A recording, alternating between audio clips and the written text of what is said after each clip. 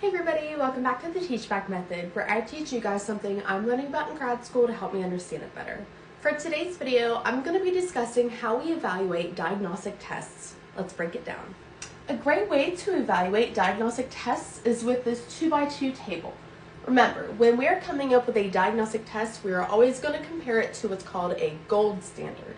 Examples of gold standards could be a radiographic image, MRI, etc. So let me orient you guys to this table.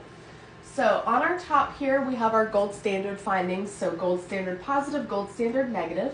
Over here, we have our diagnostic test findings. So if the test was positive or if it was negative. This first column here is anyone who tested positive. The next column here is anyone who tested negative. And then we have our first column here is these are individuals who truly have the disease. And in the second column, we have individuals who truly do not have the disease. So each individual swear. If the diagnostic test was positive, gold standard confirmed it was positive, then yes, that is a true positive finding. Over here, if the diagnostic test said it was positive, but our gold standard says, hey, no, it's negative, and this is what's called a false positive.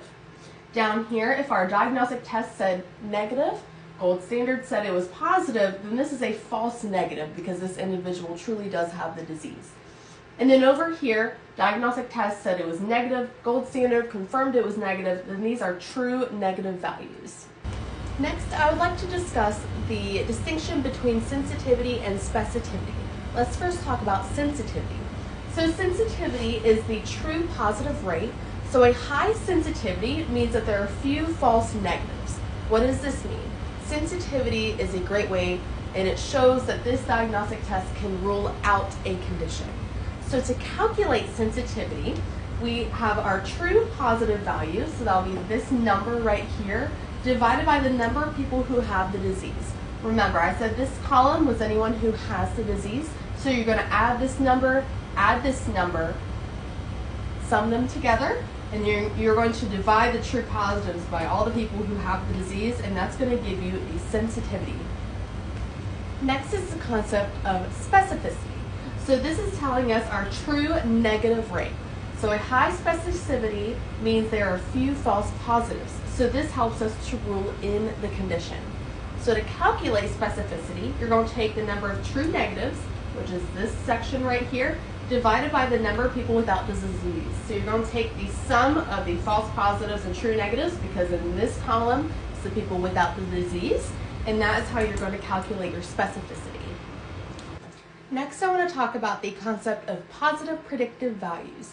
So instead of looking at the columns, now we're going to look at the rows.